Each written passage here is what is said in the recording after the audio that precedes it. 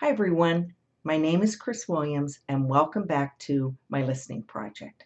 When we were last together, I posed a question, and that question was, what would it be like if we could be our own best listener? What would that be like if we could reach inward to that sacred, special part of ourselves to help guide us and support us in our life's journey? And I asked you to take a look at that from a very positive perspective in terms of imagining and envisioning the best case scenario of how you would like that relationship to look like. And you came up with a series of words or phrases to describe what that would look like and also how that would feel.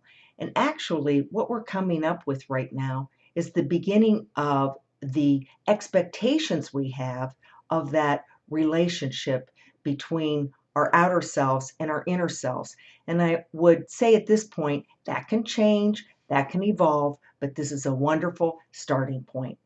Now, when we're in a relationship with other human beings, it really isn't that different than if we're in a relationship within ourselves.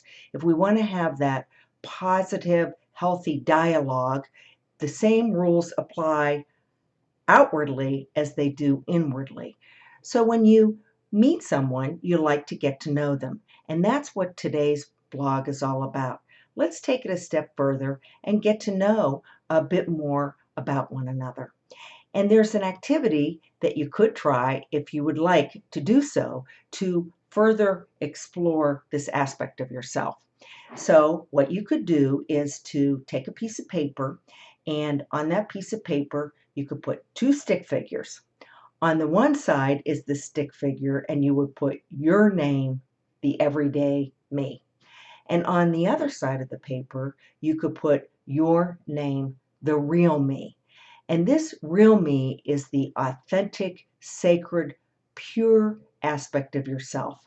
The everyday me is how you live your life, and that's with all the human beauty and flaws that we experience on a day to day life. So there are many qualities that we exhibit as we live our lives that we're not always so happy about. And so when we look at this part of the everyday me, we can include the good, the bad, and the ugly. And we're doing this in a non judgmental and I would say a gentle way, sort of as an observer to say, okay, this is the everyday me, and this is how I am on my good days, and this is how I am on my not so good days. And so you're listing these qualities. Now, over here on the other side, which is the real me, the authentic me, the beautiful, exquisitely intelligent me. And so, what we're going to do is very similar to what we did the last time. We're going to pose a question to that real me to say, I'd like to get to know you better. Could you tell me a bit about yourself?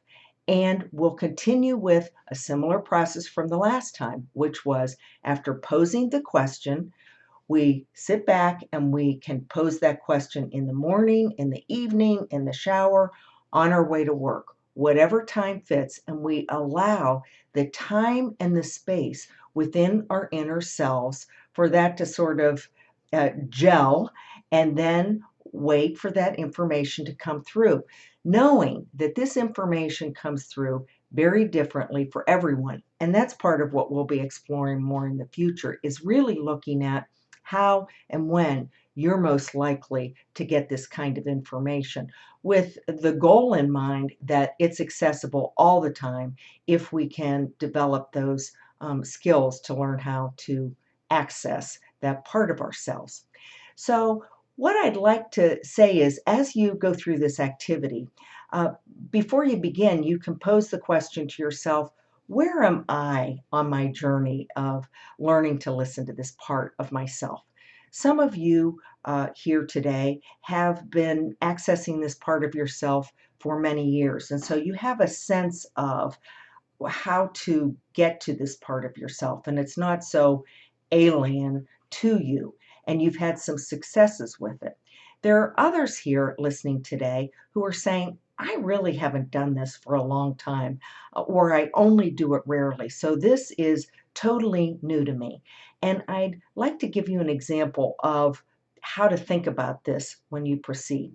And this example is, have you ever been around a group of people, and this could be friends or co-workers that you're with on a regular basis, and it seems like they really don't hear what you have to say, and they really aren't interested in what you have to say. And you might be in a room where you say something and nobody seems to listen, and then 5 minutes later, somebody says the same thing, and everybody goes, "Wow, oh, isn't that wonderful that that person said that?" And you're sitting there saying, "What's wrong with me? How come they weren't listening to me?" So then, continuing with this example, let's say that one day someone says to you, "Well, what do you think about this particular subject?" And you are so shocked and so stunned that they would ask your opinion that you really just stammer and say, "Well, I don't know." Now, a lot could be going on in this situation. On the one hand, here you are who have sort of trained yourself so that what you have to say isn't of value. And you're sort of just sitting back, letting the conversation go because when you do speak up, the other people don't seem to listen. On the other hand, another thing that could be going on is that the person asking the question of you, when they finally say, "What do you think?" takes that information in a very judgmental way.